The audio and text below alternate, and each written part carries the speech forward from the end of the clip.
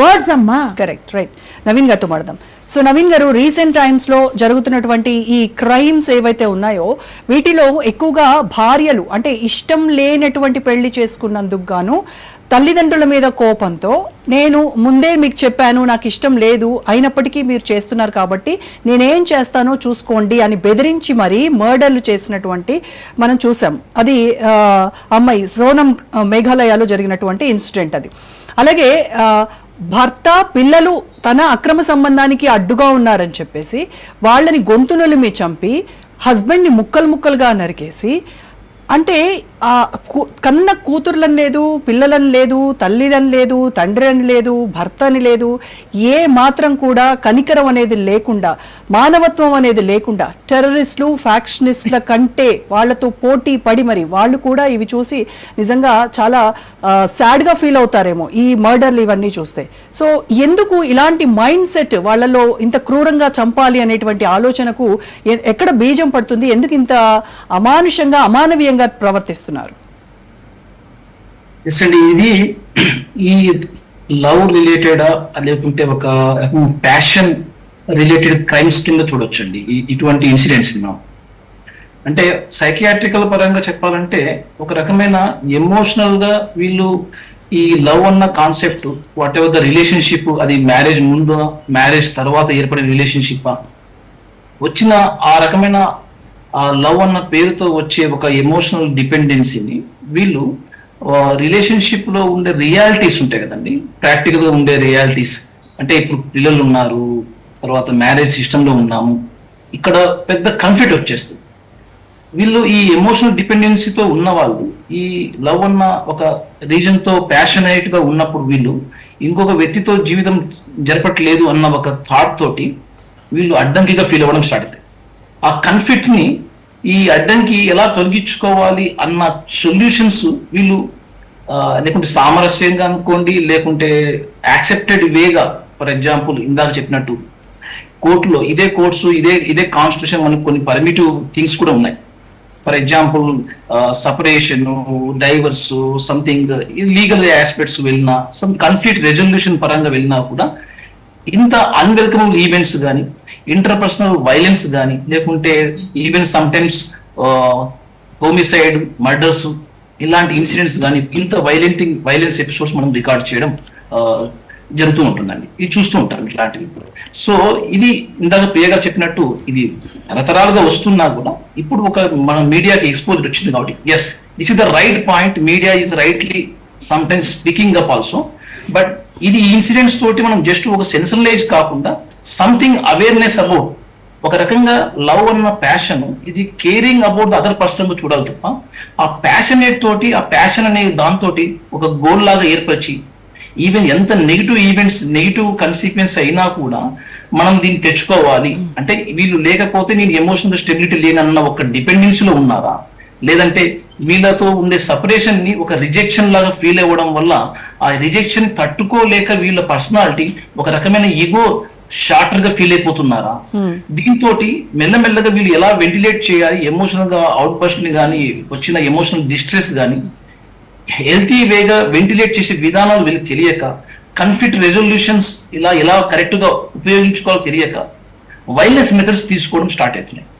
ఇలాంటి violence methods వీళ్ళు frequent గా ఎక్స్పోజ్ అయ్యారా, లేకుంటే వీళ్ళ యొక్క పర్సనాలిటీలో ఉండే ఒక రకమైన అగ్రెసివ్ టెండెన్సీస్ ఎక్కువగా వీళ్ళు రిపీటెడ్ గా యూజ్ చేసే వ్యక్తుల, ఎక్కడో కానీ ఇది ఒక రకమైన ఒక డేంజర్ లవ్ అన్న ఒక టెండెన్సీస్ మనం అబ్జర్వ్ చేయాలి, ఒక వార్నింగ్ సైన్స్ లాగా.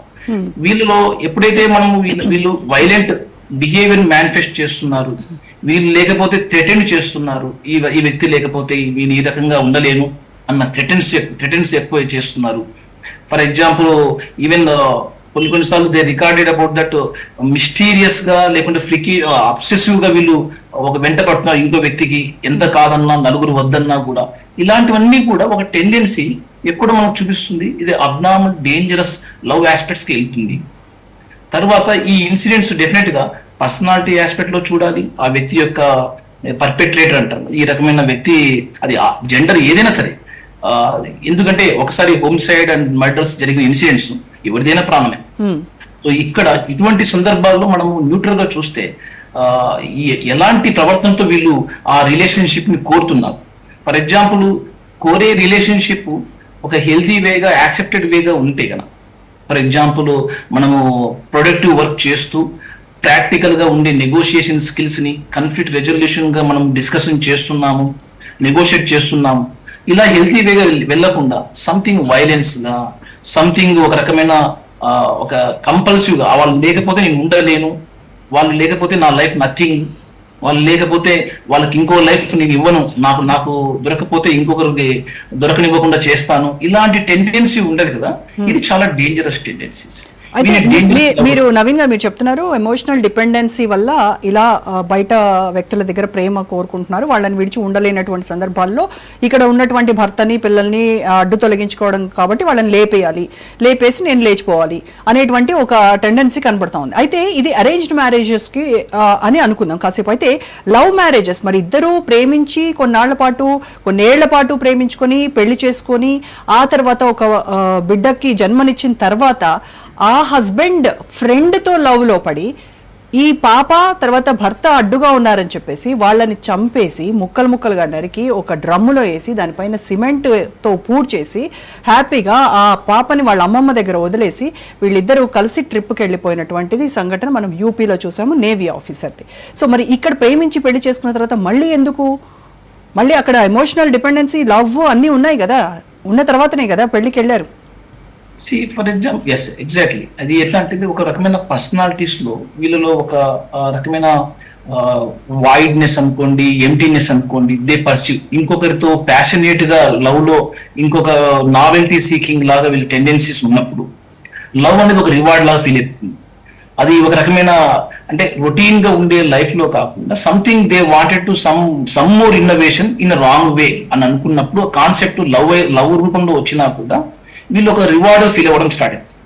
ఆ ప్యాషనేట్ థింగ్ కి వీళ్ళు ఎంత డిటర్మైన్గా ఉన్నారు అంటే వేరే వాళ్ళకు హార్మ్ చేసైనా సరే నేను ఆ ప్యాషనేట్ థింగ్ ని అచీవ్ చేయాలి అన్న థాట్ తో ఉన్నప్పుడు సైకోపాత్ లాగా వీళ్ళు ఒక రకమైన ఈ సోషియోపాత్ లాగా బిహేవ్ చేయడం స్టార్ట్ చేస్తారు. సో ఇలాంటి ఇన్సిడెంట్స్ కి యొక్క రిజల్టే ఇంత వైలెంట్ క్రైమ్స్ కూడా కావచ్చు.